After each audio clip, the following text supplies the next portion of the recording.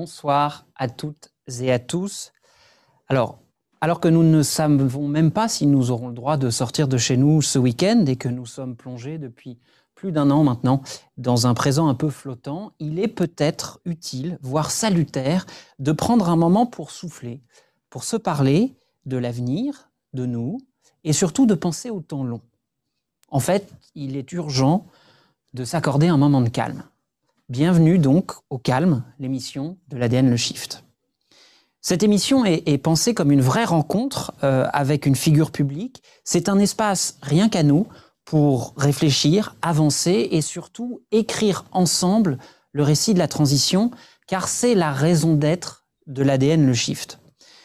L'ADN Le Shift, c'est le collectif du magazine L'ADN, c'est son prolongement humain. Avec Le Shift, nous vous invitons à vivre ce que nous vivons en tant que médias, c'est-à-dire vous connecter à l'époque, vous inspirer, initier des conversations durables. Au fond, c'est un journalisme hors les murs, une manière d'avoir une conversation permanente afin de mieux capter l'esprit du temps et les reflets de demain. Et vous faites évidemment partie de cette conversation. Tout au long de notre rencontre, de notre émission de ce soir, vous pourrez poser vos questions à notre invité à l'aide de l'onglet questions-réponses qui se trouve en bas de votre barre Zoom, et vous pourrez du coup nous indiquer les questions que vous souhaitez poser à notre invité. Je me ferai votre voix. Nous n'aurons pas, hélas, ce soir, autant de temps que d'habitude pour poser toutes les questions à notre invité, puisque jaloux de notre succès, d'audience notamment, et d'estime, je n'en parle pas, le président de la République a décidé de faire ses annonces à 20h. Nous allons donc raccourcir l'émission pour lui laisser l'antenne. C'est promis, cette fois-ci, à 20h, je vous lâche. Et c'est dommage parce que je sais qu'il y aura énormément de questions à notre invité ce soir, tant son nouvel essai est au cœur des questions que nous nous posons, c'est-à-dire comment faire advenir la transition. Vous allez voir, le propos est riche.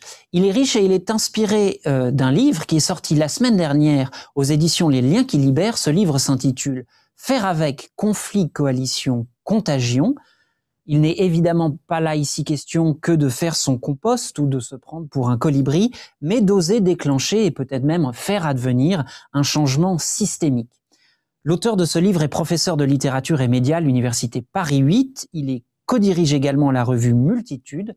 Notre invité ce soir en duplex pour suivre les consignes du couvre-finement, c'est monsieur Yves Citon. Bonsoir monsieur Citon. Bonsoir Alexandre. Merci beaucoup d'être avec nous. À toutes celles et ceux qui nous regardent, je vous invite d'ailleurs à changer le mode d'affichage de Zoom si vous souhaitez peut-être nous voir en même temps et ne pas avoir cet effet de retour en permanence. Alors, monsieur Citon, avant de nous plonger dans le cœur de votre ouvrage, il est important de partir d'un constat clair et partagé de l'état du monde. Après tout, si nous voulons en changer, il est impératif de savoir d'où l'on part. Il est donc temps d'ouvrir cette discussion avec la première partie de notre émission. Il est temps de faire face. Alors, à l'ADN Le Shift, vous allez le voir, nous sommes persuadés que la transition est autant une affaire d'imaginaire que d'organisation, elle est autant culturelle que politique. Aussi, pour ouvrir chaque partie de l'émission de ce soir, nous avons demandé à notre invité, à monsieur Citon, de sélectionner une œuvre, n'importe laquelle, pour illustrer l'ère du temps. Et c'est donc là-dessus que nous allons commencer.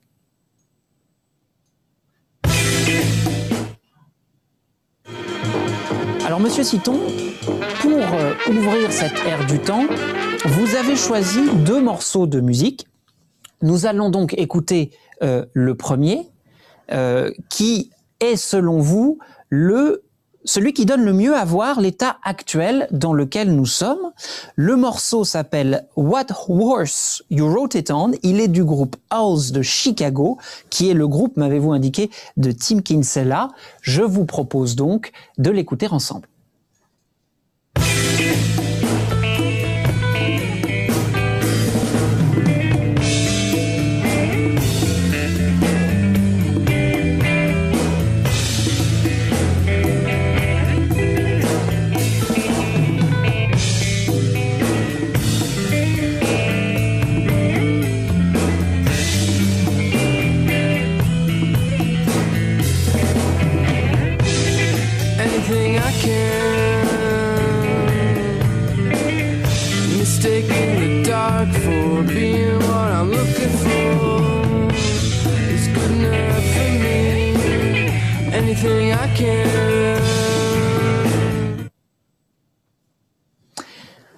Alors, c'était donc le groupe, je vais redire son nom parce qu'il m'échappe, c'était donc le groupe Halls.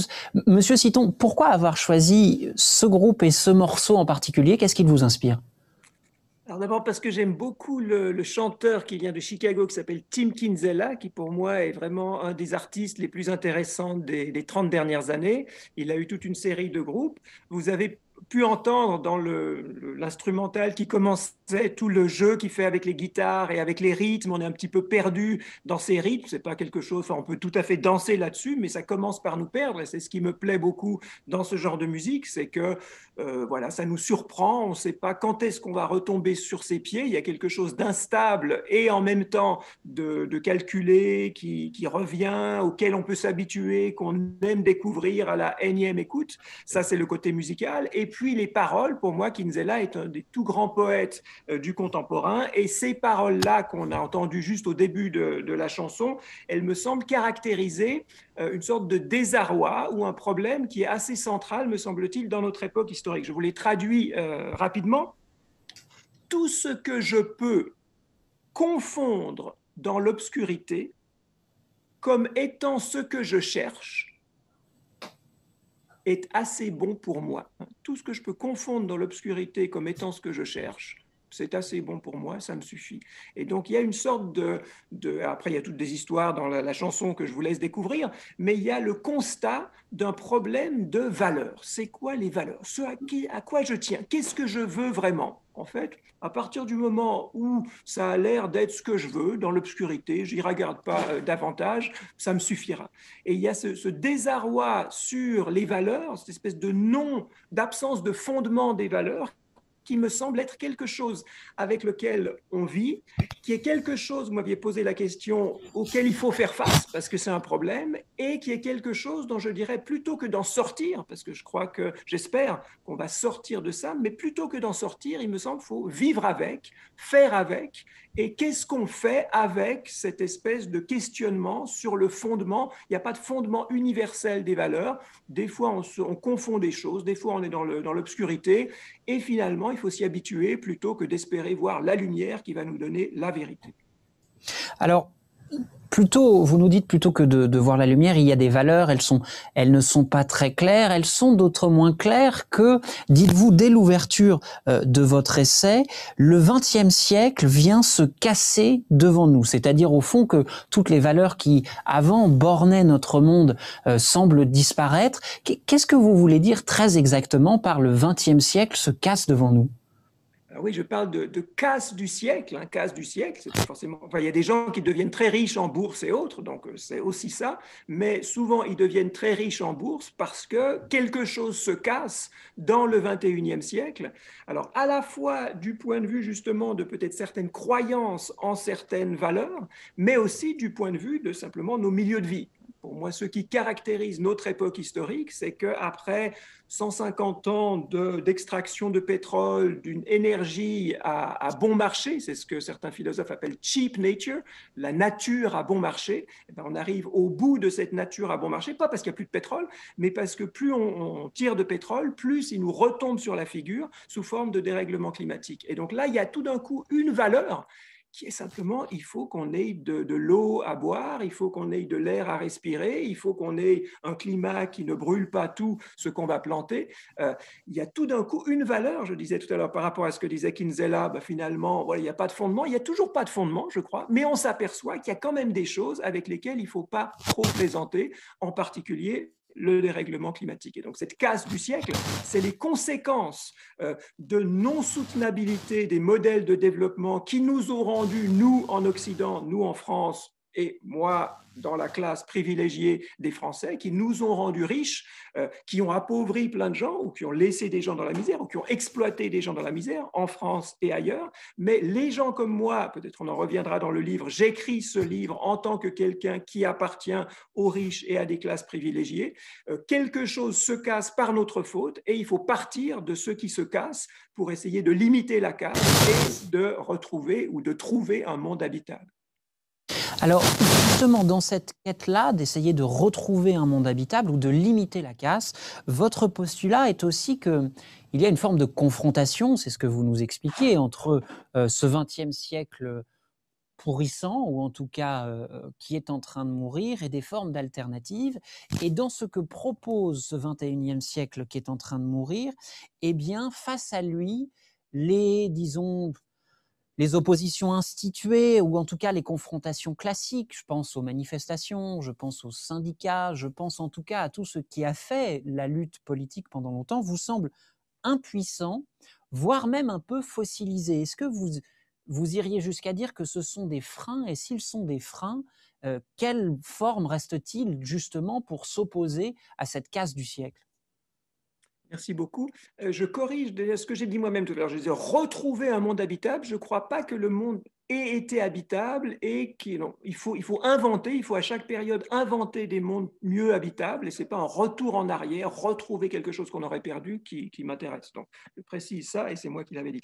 Maintenant, vous avez dit, oui, je me permets non pas tellement de critiquer, parce que je ne crois pas à la critique, mais je me permets de souligner l'insuffisance des modes traditionnels d'opposition politique. Ce n'est pas du tout pour faire le malin en disant que moi j'ai une solution, si vous faites ce que je vais vous dire, on va mieux se porter. Ce n'est pas du tout pour dire que faire des manifestations, faire des grèves, faire des occupations, que ça serait idiot, que ça serait improductif. Non, je crois qu'il faut souvent faire ceci, mais il me semble que c'est insuffisant. Il faut aussi trouver d'autres choses. Donc, tout ce que j'essaye de faire avec ce livre, c'est justement de ne pas condamner les choses qui se font, même si elles ne sont pas complètement satisfaisantes, mais de dire il faut autre chose. Il faut qu'on trouve autre chose, pas pour remplacer, mais pour supplémenter ce qui se fait déjà, des fois très bien, comme le fait que des jeunes descendent dans la rue le vendredi pour manifester. C'est des corps dans des rues qui manifestent.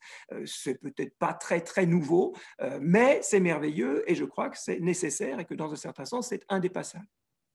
Alors, pour trouver en tout cas ces nouvelles formes, vous avez un autre postulat assez fort dès le début du livre.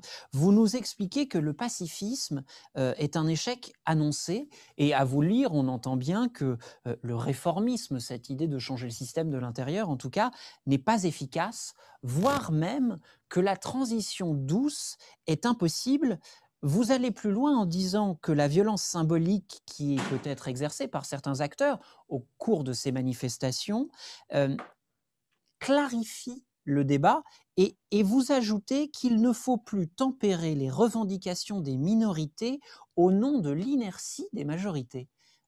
Est-ce qu'il n'y a pas de voie démocratique pour cette transition? On entend dans vos propos comme eh bien, au fond, presque une guerre civile inéluctable.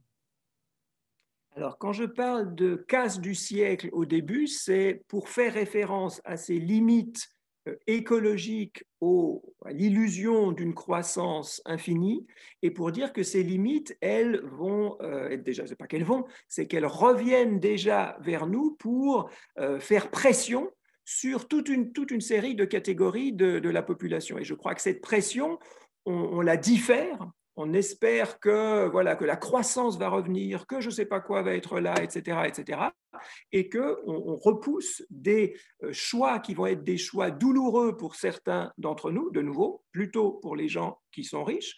S'ils n'utilisent pas autant de violence qu'avant, en quel cas ça ne fera que différer leurs privilèges pour se ramener des violences pires plus tard. Donc il y aura de toute façon, appelons ça des sacrifices si on veut, mais on pourrait peut-être discuter pour voir que je ne crois pas qu'il faille penser la transition en termes de sacrifice, se serrer la ceinture, mais oui, on n'est plus dans le règne de cheap nature, de la nature à bon marché, donc il faudra renoncer ou simplement changer de mode de vie. Les transitions, ce n'est pas forcément un sacrifice et un abandon, mais il y a certaines choses, de nouveau, des questions de valeur, des choses que peut-être on survalorise aujourd'hui, qui finalement ne sont pas aussi importantes que ça, et on s'aperçoit que d'autres choses, peut-être plus fondamentales, peut-être qui participent un peu d'une sobriété, sont importantes. Donc dans cette situation-là, je parle de casse du siècle pour réfléchir aussi à ce que c'est qu'un casseur. Ce à quoi vous faisiez référence, c'est qu'il ne suffit pas de mettre un bulletin dans une urne pour que le monde change. Le fait que de temps en temps, il y ait des gens qui cassent, qui cassent des bastilles au XVIIIe siècle, qui cassent des hôtels de ville pendant la Commune, qui cassent des arcs de triomphe pendant les Gilets jaunes. Bah, moi, je ne suis pas violent, donc moi, ça me fait toujours peur. J'ai des lunettes. Sitôt qu'il y a de la violence, on va me casser mes lunettes, je ne vais rien voir parce que je suis aveugle. Donc, j'ai peur de la violence. Je ne suis pas du tout à prôner la violence, mais il me semble qu'elle s'explique, elle a des causes et que ce n'est pas en l'étouffant elle-même qu'on va résoudre les problèmes, qu'elle a des causes auxquelles il faut s'adresser et qu'elle a des fois des rôles historiques à jouer.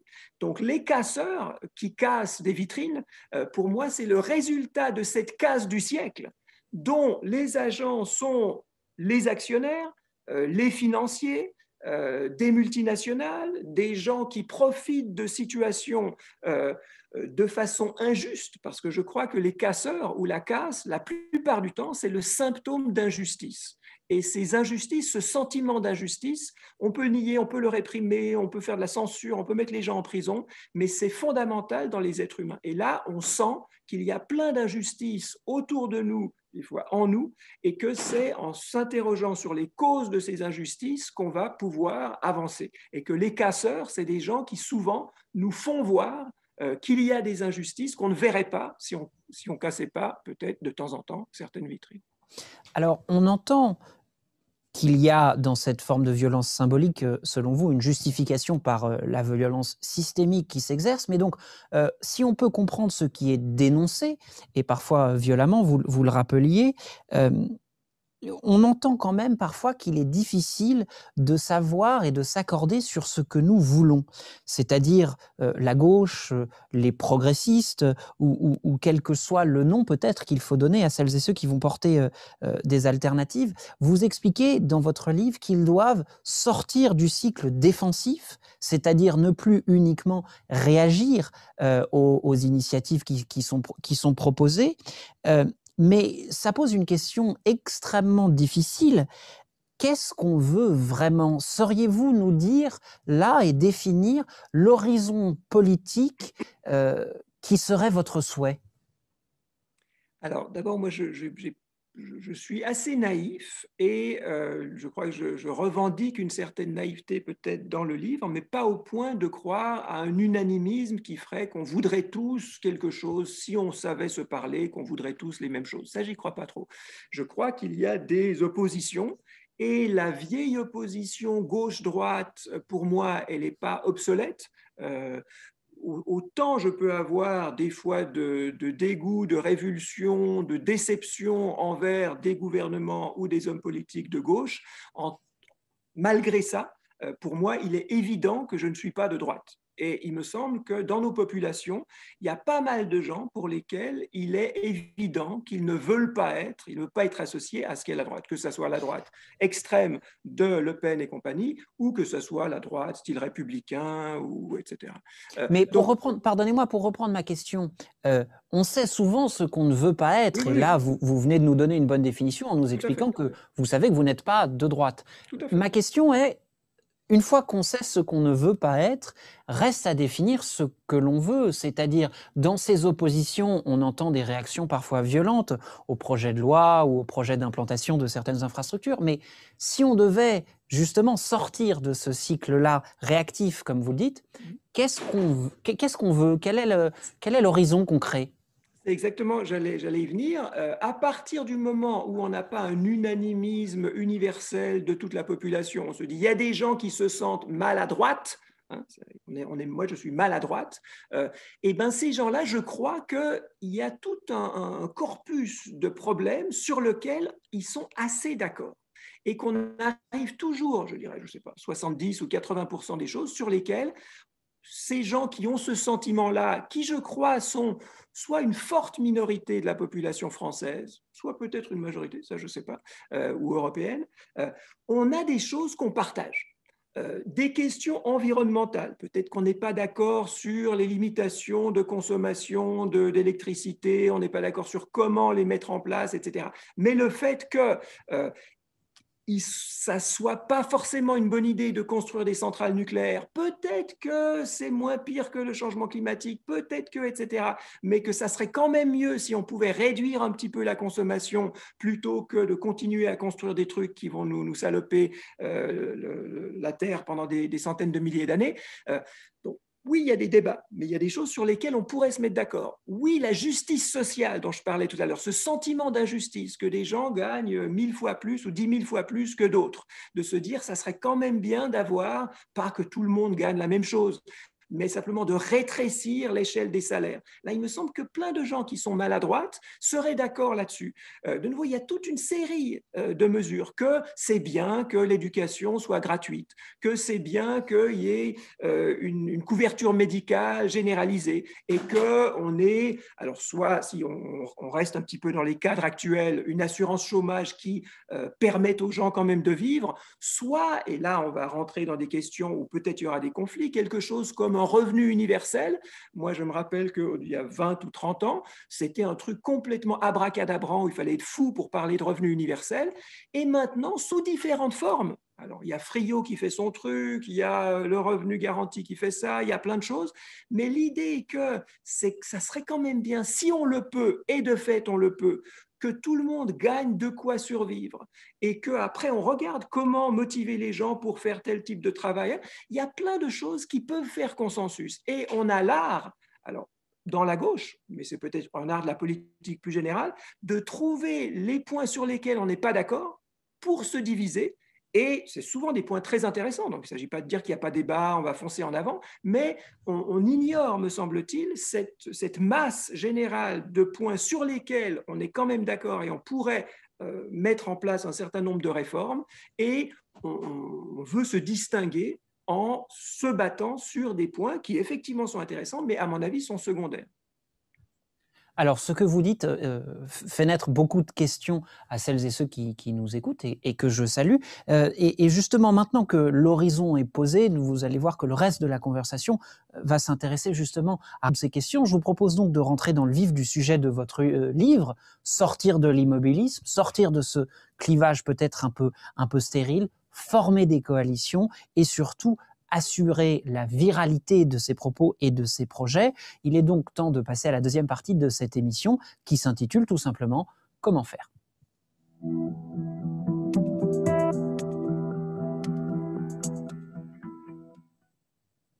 Même principe pour cette deuxième séquence que pour cette première. Nous vous avons demandé de choisir un morceau qui pourrait illustrer le temps qu'il fera. C'est donc l'air du temps, mais qui arrive.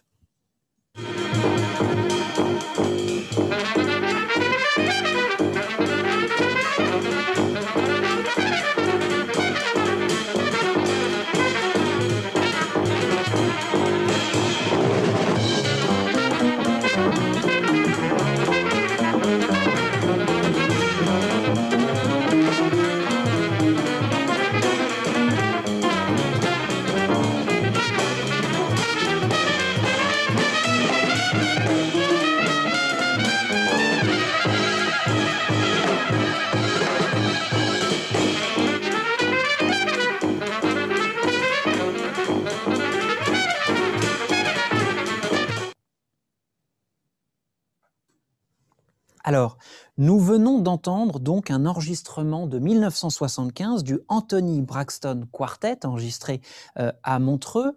Nous vous avons demandé donc de choisir une œuvre qui donne à voir l'horizon ou le meilleur récit de ce qui vient. Pourquoi avoir choisi ce morceau ? Alors, comme tout à l'heure, j'ai vraiment choisi un artiste, c'est Anthony Braxton, ce musicien de Chicago, saxophoniste, compositeur, improvisateur, philosophe, penseur africain-américain, dont la carrière, la sienne, mais on pourrait trouver Henry Threadgill, on pourrait trouver plein d'autres africains-américains, musiciens qui ont développé à partir de Chicago dans les années 60 une pensée à la fois de l'art, de la musique, une pratique du faire ensemble et une pratique politique et une pensée politique qui me semble peut-être être la chose la plus inspirante aujourd'hui, justement pour les transitions, pour ce que nous pouvons être amenés à faire. Et là, ce qu'on a entendu, c'était Braxton en 75, où ça reste du jazz assez classique. Il y a un bassiste, il y a un batteur, ça swing, etc. Il y a un petit thème. Braxton, depuis ce moment-là, a fait des choses de plus en plus bizarres, jusqu'à écrire des opéras qui devraient se jouer sur 3 planètes en même temps, donc qui n'ont pas encore été vraiment représentés.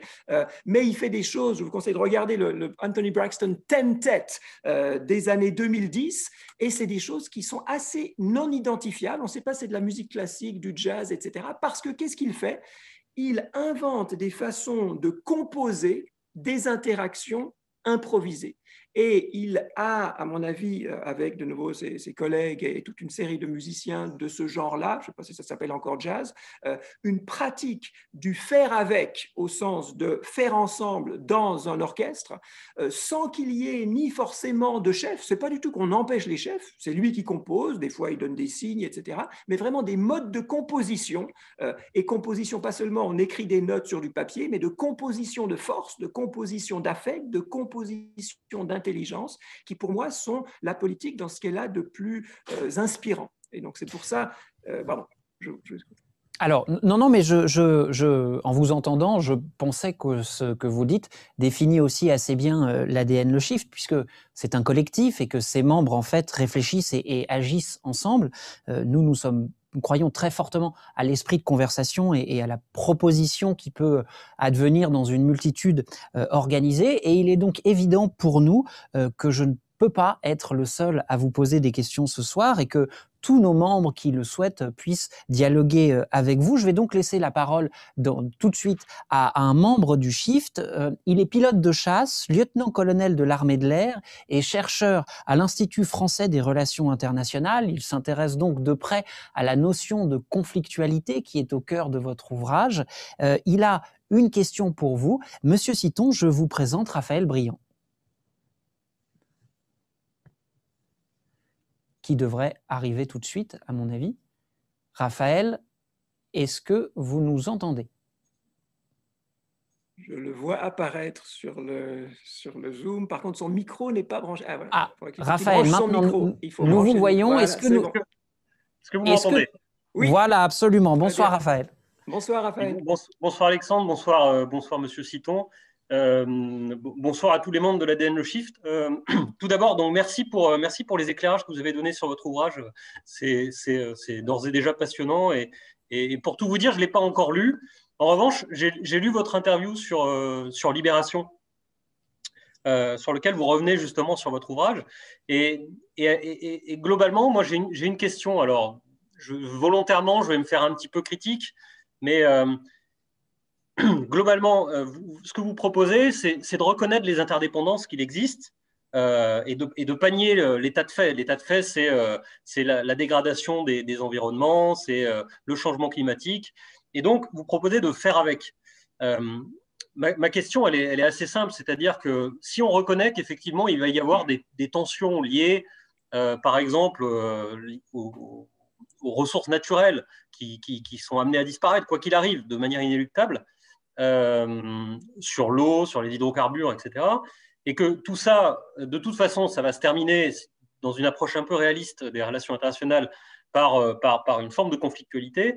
Est-ce qu'il n'y a pas un danger, par exemple, à se dire que faire avec, ça implique une forme d'acceptation, de ne pas nommer un ennemi et de reconnaître que cet ennemi fait partie d'un écosystème et qu'on doit faire avec. Et qu'au contraire, il faudrait plutôt, à mon sens, peut-être nommer l'ennemi, reconnaître qu'il y a un danger commun auquel nous devons tous faire face, nos sociétés, pour mobiliser l'action. Alors moi, voilà, j'oppose une logique d'acceptation face à une logique d'action. Et j'aimerais vous entendre sur ce point. Merci beaucoup, Raphaël. C'est très juste ce que vous dites et ça me permet d'essayer de préciser ce que j'ai essayé de dire dans le livre. Donc, vous avez raison que dans le livre, j'essaye de réfléchir à cette catégorie de l'ennemi. Et ce n'est pas du tout pour dire qu'on n'a pas d'ennemis ou que tout est beau ou qu'on est tous frères sur la planète. Je crois qu'il y a malheureusement des gens qui se comportent comme étant nos ennemis. C'est pas aussi facile que ça, des fois, de les localiser, mais des fois, oui. Enfin, des fois, il n'y a pas trop de soucis. Et des fois, effectivement, soit parce qu'ils nous attaquent, soit parce qu'ils rendent le milieu invivable, eh ben, il faut faire quelque chose. Et donc là, moi, je n'essaye pas du tout de nier ça, ça serait complètement idiot. Ce que j'essaye de dire, c'est deux choses. D'abord, que cette catégorie de l'ennemi, lorsqu'on parle de politique, souvent on en abuse. Et c'est ce que j'essayais de dire tout à l'heure, à savoir qu'il y a des inimitiés et il y a des gens qui se traitent en ennemis dans des milieux qui sont très proches, qui devraient quand même faire force ensemble, et que cette espèce d'habitude, il y a un philosophe qui s'appelait Carl Schmitt, au début du XXe siècle, qui a défini la politique un petit peu à travers justement l'identification des ennemis. De nouveau, c'est très réaliste et souvent c'est utile, mais souvent ça se retourne contre nous. Donc là, c'était la première chose. Deuxième chose, cette catégorie d'ennemis, si on la pense en termes de les ennemis, ça doit s'éradiquer, soit se vaincre et s'éradiquer, le paradigme écologique de nouveau, doit nous faire réfléchir. Pas du tout, doit nous paralyser, mais il doit nous faire réfléchir. On sait que Mao Tse-tung a dit au peuple chinois que les oiseaux étaient les ennemis, que les rats étaient les ennemis, qu'il y avait des ennemis du peuple qu'il fallait éradiquer, exterminer. Et on s'est aperçu que lorsqu'on avait ces politiques d'extermination, chaque fois qu'on exterminait un ennemi ou un nuisible, eh ben, il y avait plus de problèmes qui venaient. Donc moi, je ne dis pas qu'on n'a pas d'ennemis. Vous avez été pilote de chasse, j'imagine que des gens vous tirent dessus, et ben vous avez bien dû vous défendre. Pour moi, la question, c'est comment on évite de se trouver dans une position où on est condamné à devoir tirer sur quelqu'un. Et là, je ne sais pas où vous avez été en fonction, il me semble que si on regarde les guerres des 30 dernières années que les pays occidentaux ont fait en Irak, en Libye, en Afghanistan, dans plein d'endroits, il y avait sûrement des gens qui étaient des ennemis, que ce soit l'ennemi des populations locales, l'ennemi des femmes, etc. Que les considérer comme des ennemis et faire la guerre là-bas, il me semble que ça n'a pas été très, très productif et que pendant qu'on dépensait des milliards et des milliards à faire des guerres lointaines, on aurait pu utiliser ces milliards et ces milliards à prévenir des inimitiés, à prévenir des causes sociales qui font que les gens, effectivement, se trucident ou deviennent ennemis les uns des autres. Donc ça, c'est une première chose. Maintenant, si j'ai encore juste une minute, Alexandre, juste pour répondre, je vous en prie, on est là pour vous écouter, vous savez. Très bien, parce que c'était sur le titre « Faire avec ». Et le titre « Faire avec », il est fait pour être plurivoque, pour être polysémique, pour avoir plusieurs sens. Quand moi j'entends faire avec, je me dis, il faut accepter. Exactement ce que vous avez dit, Raphaël. Faire avec, faut faire avec. On n'a pas le choix, il faut faire avec. Acceptation. Tout ce que j'essaye de dire dans le livre, en partant de ceci, parce que je crois qu'il faut faire avec des limites, par exemple à la croissance, mais en fait, le message du livre, c'est il faut faire avec les impatientes. Alors là, c'est un petit détour que je fais dans le livre à travers un roman qui a gagné un prix des collégiens l'année dernière, qui montre des femmes en Afrique qui sont impatientes face à ce que les hommes, ce que le patriarcat leur dit. Voilà, il faut accepter l'ordre dominant. Il faut accepter. Tu es femme, tu te soumets à ton mari. Et le récit raconte ces impatientes. Et moi, il me semble que les gilets jaunes, c'est des impatientes. Que ces gens, ces minorités aujourd'hui africains-américains qui se battent pour dire que les Black Lives Matter, ils sont impatients, ils en ont ras-le-bol de se faire taper dessus. C'est justement pas faire avec la police qui vous tape dessus. Moi, ce que j'essaye de dire, c'est que les gens privilégiés comme moi, on gagnera à faire avec les impatients. C'est du côté des gens qui sont victimes d'injustice, qui ont ce sentiment d'injustice, qui les pousse peut-être de temps en temps à casser des trucs, que ces impatiences-là, il faut qu'on apprenne à faire avec. Et d'où toute la deuxième partie du livre, c'est sur les minorités. Qu'est-ce que c'est qu'une minorité? Et qu'il faut apprendre à coaliser des minorités, faire avec des minorités, mais surtout écouter et profiter, pas au sens d'exploiter, mais valoriser l'impatience qui les pousse à se battre pour plus de justice. Parce que je crois que les privilégiés gagneront aussi à avoir plus de justice, parce que sans ça, ils vont avoir plein d'ennemis, et on va être dans les situations que vous décriviez tout à l'heure, Raphaël, où quelqu'un me tire dessus, j'essaye de tirer aussi, parce que je n'ai pas envie de mourir, moi ou ma famille. Mais ça, c'est trop tard. Quand on est, c'est toujours trop tard. Pardon. On va justement plonger dans cette idée de minorité, de nouvelles coalitions. Raphaël, merci beaucoup d'avoir été avec nous et d'avoir quitté une conférence pour intervenir tout de suite. Ne partez pas, hein, la conversation avec Monsieur Citon va continuer. Mais Monsieur Citon, je voudrais vous présenter une autre membre de l'ADN Le Shift. Vous allez voir, elle ne fait pas partie de l'armée, puisque l'ADN Le Shift est né de l'idée de faire se côtoyer et dialoguer des univers qui sont parfois très éloignés. Notre prochaine intervenante a cofondé le collectif Les Augures, qui accompagne les acteurs de la culture dans la transition écologique. On est donc vraiment dans un autre univers. Elle s'appuie notamment sur les techniques d'innovation collaborative, cette idée justement de faire avec d'autres et de faire advenir la solution ensemble. Mais peut-être a-t-elle un petit doute sur ce procédé. Je vous présente Camille Penn. Bonjour Camille. Bonjour Camille. Bonjour. Camille qui est donc en extérieur, au calme, tout va bien. J'en profite. Hein.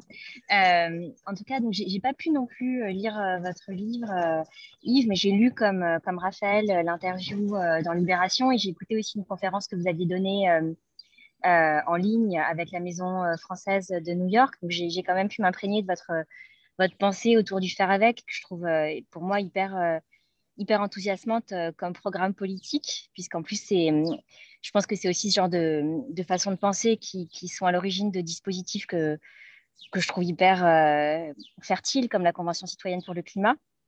Alors néanmoins, moi justement au sein des Augures, on accompagne des acteurs de la culture dans la transition écologique, et mon outil, ma technique, c'est justement l'innovation collaborative, les dispositifs d'engagement participatif, inclusif, pour co-concevoir.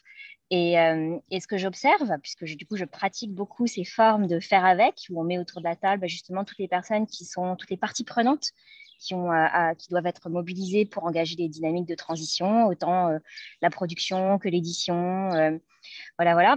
Je constate que ce que le collaboratif et ce que le faire avec permet, c'est surtout de créer du consensus, de l'alignement, de retrouver du sens. Or là, on est dans une situation où on a besoin d'idées radicales, brillantes, audacieuses, pour faire face à la réinvention de notre société dans cette double contrainte énergie-climat. Et je me dis, est-ce que le faire avec va nous permettre d'être à la hauteur en termes de production, de pensée, de programmes politiques pour faire face à ce défi? J'y rajouterais d'ailleurs, Monsieur Citon, si vous me permettez de rajouter un élément à la question de Camille. Au fond, il y a aussi la question de l'efficacité même. C'est-à-dire, on va beaucoup se parler, on va vraiment faire avec, mais à un moment, il faut faire tout court. Et donc, je rajoute cette dimension à la question de Camille, si vous voulez bien. Merci beaucoup. Hein. Comme Raphaël tout à l'heure, ce que vous dites là, c'est des questions remarquables. Et moi, il me semble que c'est souvent les questions qui sont plus suggestives et plus intelligentes que les réponses qu'on va leur apporter. Que ces réponses, forcément, je n'ai pas de réponse au type de questions que vous posez. Je vais rebondir sur elles quand même pour dire... vous disiez co-concevoir ce travail que vous faites, qui prend du temps d'écouter les gens, de faire que les gens se parlent, que des idées s'échangent, que des idées s'alignent, de créer du consensus, etc. Là, dans le livre, j'essaye vraiment de faire la différence, que je n'invente pas du tout, que je reprends de Deleuze, que je reprends d'une philosophe canadienne qui s'appelle Erin Manning, la catégorie du mineur, justement. Et la catégorie du mineur, ce n'est pas seulement les minorités, ce n'est pas seulement les personnes d'origine maghrébine ou les gays ou les lesbiennes, etc.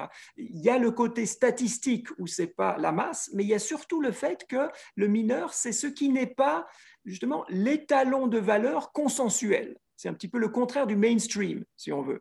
Là, il me semble que, de nouveau, ce que j'avais, le travail d'Anthony Braxton, auquel je me référais tout à l'heure, c'est vraiment une valorisation de la voix dissonante. D'habitude, naïvement, on se dit, qu'est-ce que c'est que la musique? La musique, c'est justement des accords, de l'harmonie, etc.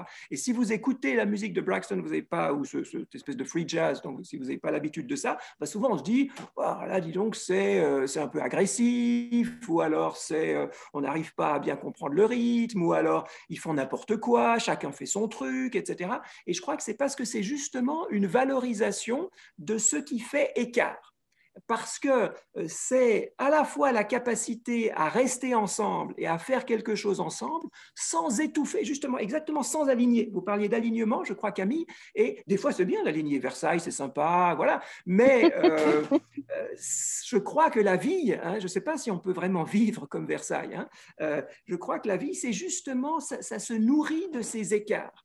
Et les minorités ou le mineur, c'est justement ce qui continue à produire de l'écart, qui des fois est indigeste, qui des fois est difficile à assimiler, mais qui a une vertu inventrice et une vertu, je dirais, justement pour la transition, de tâtonner des choses et de nous permettre d'aller ailleurs, à une sorte d'alien. Il y a un alien interne qui est justement, à mon avis, à chercher du côté de ces minorités. Donc le problème que vous posez, Camille, il me semble qu'il est essentiel. Comment s'écouter en favorisant quand même le dissensus, c'est d'autant plus intéressant qu'on n'est pas d'accord. Enfin, moi, je suis prof de littérature. Tout ce que je fais avec les textes, c'est de dire aux étudiants, voilà, on regarde le texte, ce qu'on a compris, ça n'a pas d'intérêt. Ce qu'on a compris, ce sur quoi on est d'accord, ça n'a pas d'intérêt. Regardons ce qu'on n'a pas compris. C'est là, c'est pour ça qu'on a besoin de littérature, ou de regard littéraire sur les textes. Qu'est-ce qu'on n'a pas compris et sur quoi on n'est pas d'accord? C'est là où ça vaut la peine, c'est là où on va apprendre quelque chose. Donc ça, c'est pour le côté se méfier de l'alignement, du consensus, etc. Par rapport à ce que disait Alexandre, cette horizontalité qui fait que si on écoute tout le monde, si on valorise la palabre, eh ben on va avoir beaucoup de avec et peu de faire. On pourrait peut-être résumer ça comme ça. Ça, je crois que c'est toujours un danger. Et là, moi, les penseurs ou les pensées qui m'intéressent le plus, c'est justement des pensées qui reconnaissent le besoin de temps en temps de verticalité. À 5 ou 6, on discute, c'est bien. À 20, peut-être qu'on discute toujours et que c'est bien.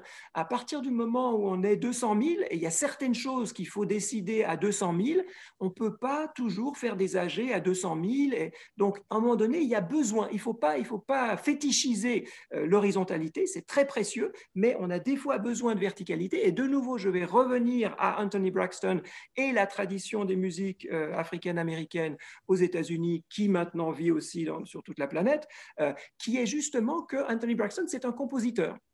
Souvent, c'est lui le chef. Ça s'appelle Anthony Braxton Tentet. Ça ne s'appelle pas On est tous égaux.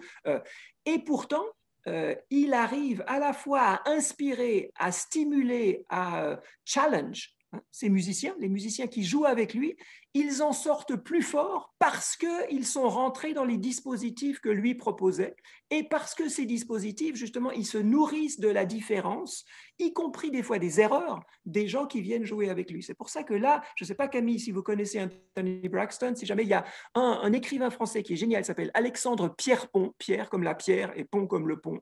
Alexandre Pierrepont, il a fait plusieurs livres, dont un qui va sortir, je crois, dans un mois, sur justement les leçons politiques de musiciens comme Anthony Braxton, des musiciens de Chicago, toutes ces. Et pour moi, ça, c'est les choses les plus importantes qu'on puisse faire. Donc, Camille, si jamais vous voyez Alexandre Pierrepont, son livre ou son travail, allez-y, parce que c'est génial, il dit ça beaucoup mieux que moi, et voilà. Je crois que ça vous intéressera, Camille. Merci beaucoup. Camille, en tout cas, merci beaucoup. Profitez bien de l'extérieur, on ne sait pas quand on va le retrouver. Je voudrais revenir quand même sur une condition très politique de cette conversation. Vous nous parlez du fait mineur qu'on opposera à la majorité, donc des minorités. Pour qu'ils s'engagent un rapport de force, parfois à leur faveur, il faut des coalitions. C'est d'ailleurs un des titres de votre livre, hein. Il faut faire des coalitions. Simplement, pour créer ces fronts communs, il faut donc s'associer, il faut donc se mettre d'accord sur certains éléments qui seront comme une glu. C'est-à-dire qu'il faut créer une forme de fidélité ou de cohésion. Cette fidélité ou cette cohésion manque souvent. Vous nous le rappeliez tout à l'heure, il y a beaucoup de mouvements progressistes qui se déchirent dans une forme de quête impossible, de pureté. On a donc des Torquemada militants qui vont s'entre-déchirer les uns les autres parce qu'un tel n'est pas assez vegan ou l'autre n'est pas assez inclusif.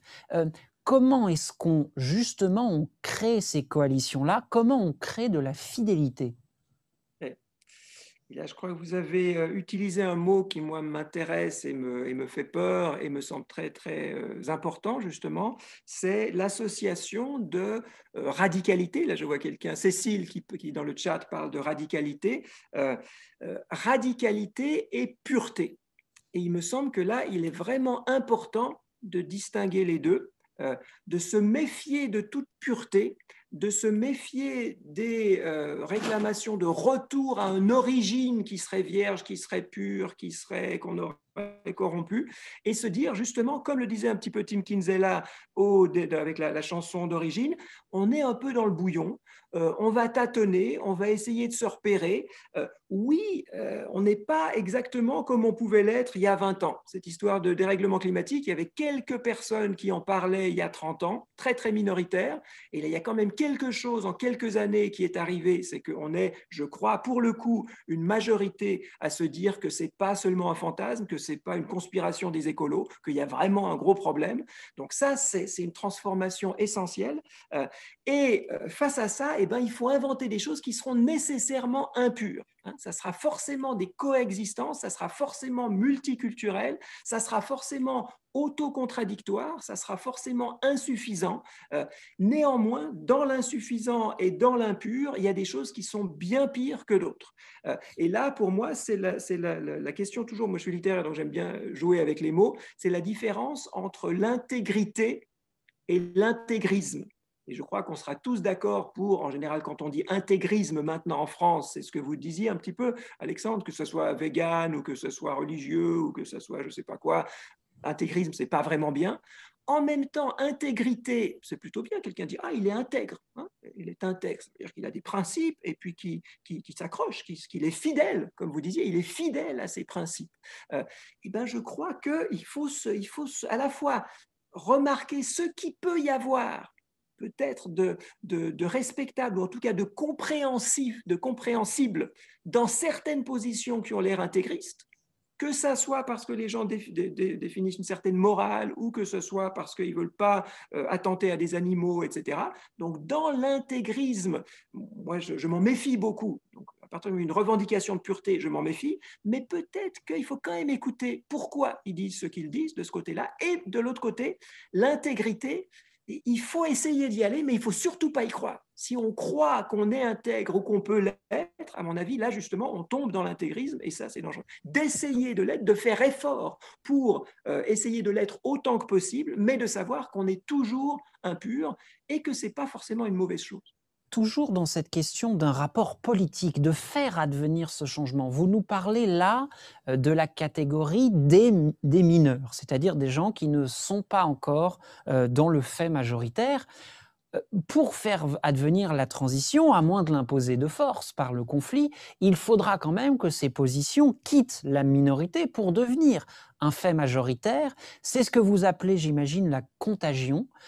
Comment est-ce que ces messages-là, portés par des mineurs qui vont ensemble faire naître une forme de coalition, comment, eh bien justement, pensez-vous qu'on peut faire infuser ces messages-là et donc faire advenir la transition autrement que par la violence ?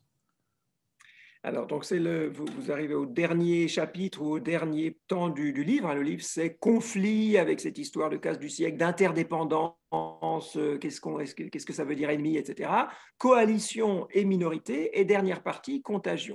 Et là, la dernière partie sur la contagion, ça fait un petit peu suite à un livre que j'avais fait il y a quelques années, que j'avais appelé Médiarchie, pour dire que les régimes dans lesquels nous vivons, on dit que c'est des démocraties parce que le peuple vote. C'est pas idiot, enfin, c'est bien. Merci que le peuple puisse voter, c'est beaucoup mieux que ce régime-là qu'un autre.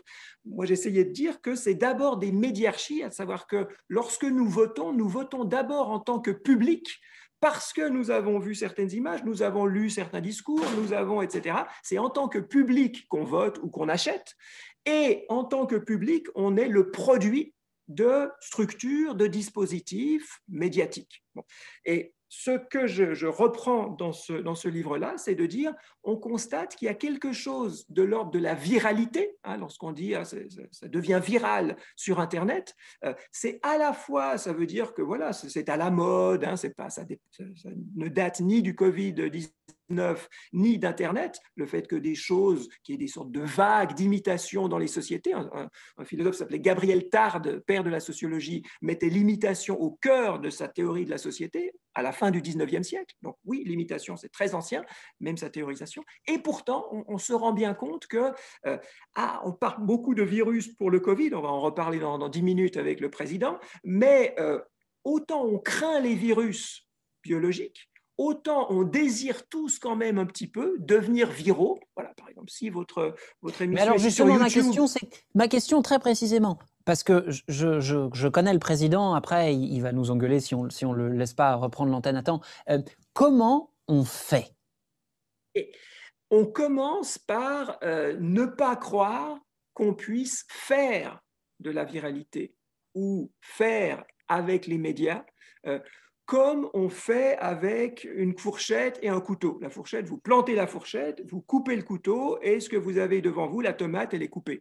On peut programmer, on peut planifier, c'est un type de faire qui est de l'ordre de la maîtrise.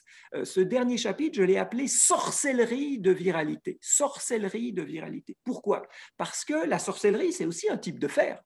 Seulement, ce n'est pas un faire qui s'illusionne sur la maîtrise qu'il peut avoir des effets de son faire, c'est un faire qui a une certaine prudence, qui sait qu'il peut cafouiller, qui lance des trucs, qui essaye des trucs, qui des fois fait semblant, mais ce faire semblant, des fois, il a des efficacités réelles, et c'est pour ça que c'est plutôt un mode du faire que j'essaye d'appeler sorcellerie, avec quelques références qui sont trop rapides, mais c'est dire simplement que dans la viralité médiatique, de même d'ailleurs qu'avec la viralité biologique, le président, il fait ce qu'il peut, bien ou mal, on discutera, mais de fait, il ne sait pas. Il ne contrôle pas du tout. On n'a toujours pas compris ce que faisait ce virus, exactement comment et pourquoi tout d'un coup ça flambe dans un pays. On essaye de faire ce qu'on peut. Ça serait bien si on avait des connaissances. Il faut avoir de meilleures connaissances. Et pourtant, ça nous échappe. La viralité, ça nous échappe. Donc, Alors, se dire… Pardon. Non, mais juste parce que vous parlez du président et ça m'agace qu'il nous coupe la parole, si vous saviez à quel point ça m'agace. Mais le temps passe et depuis tout à l'heure, nous parlons de faire avec et de faire ensemble. Et donc, il me semble indispensable d'associer à ce moment-là de notre conversation, pour les minutes qui nous restent, d'associer le reste du public. Et c'est donc le moment de faire avec vous. C'est la troisième partie de cette émission.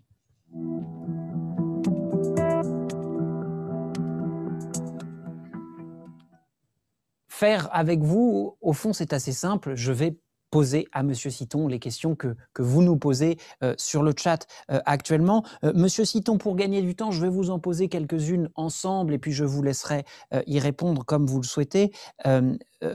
Dominique Siama nous écoute et il est interpellé par votre question du renoncement, qui est évidemment au cœur du propos. Il dit: il faudra renoncer, dites-vous, mais comment faire advenir le renoncement? Comment le décider et surtout comment le faire accepter, qui est là aussi la question du passage de la minorité à la majorité qui est majeure. Et Stéphania Mompean-Botias qui, depuis tout à l'heure, nous entend dire que nous parlons de transition écologique, entre autres, mais elle souhaiterait savoir s'il n'y a pas peut-être là un autre mot à faire advenir, ou en tout cas à questionner la transition. Elle parle peut-être d'une ère d'émergence. C'est vrai que vous parliez de la casse du XXe siècle, comment, dans ce cas-là, nommer le XXIe siècle qui arrive. Et Béa, qui nous demande en même temps comment sortir d'un clivage gauche-droite pour créer un vrai débat politique permettant une entente, même s'il y a un consensus. Je vous laisse la parole pour répondre à ces trois questions de la manière qu'il vous plaira. Merci beaucoup. Elles sont toutes très, très intéressantes et forcément, je n'aurai pas le temps de bien les traiter. Sur la question du renoncement, comment faire accepter le renoncement? Là, de nouveau, il me semble que c'est dans la question même, il y a le présupposé qu'il y a quelqu'un qui serait en haut et qui devrait faire accepter le renoncement à ceux d'en bas parce que lui verrait ou parce que lui comprendrait et parce que les autres ne comprendraient pas.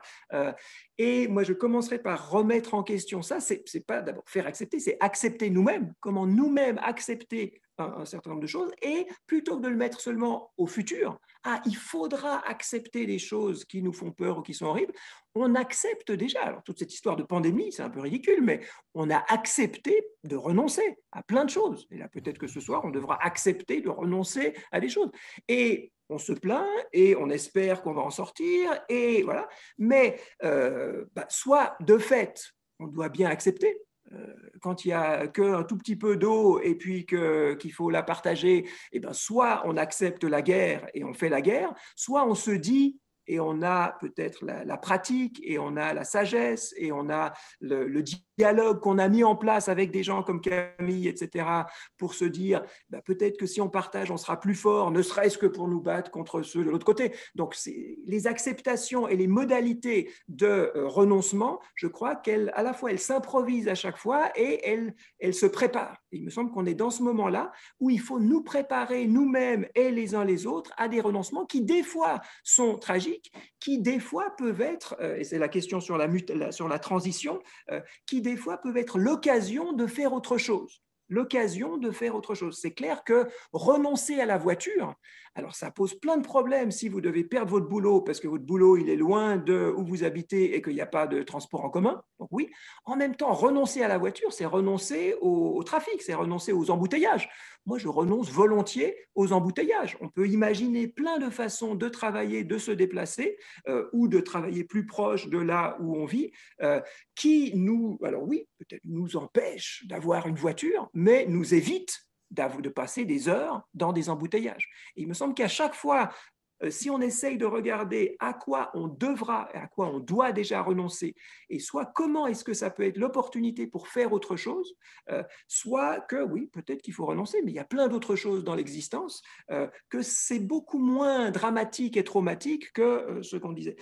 Par rapport à la transition, moi, c'est un mot dont je rêve, mais qui me semble de plus en plus difficile à tenir de nouveau pour cette histoire de tension et de casse. Donc, je crois qu'il faut absolument qu'on travaille à la transition et il faut qu'on imagine peut-être d'autres mots, mutation, bifurcation, émergence, etc., pour voir que ça sera multiforme avec des aspects peut-être calmes, au calme comme aujourd'hui, et peut-être des aspects un petit peu plus impatients avec lesquels il faudra aussi faire. Je crois qu'on arrive...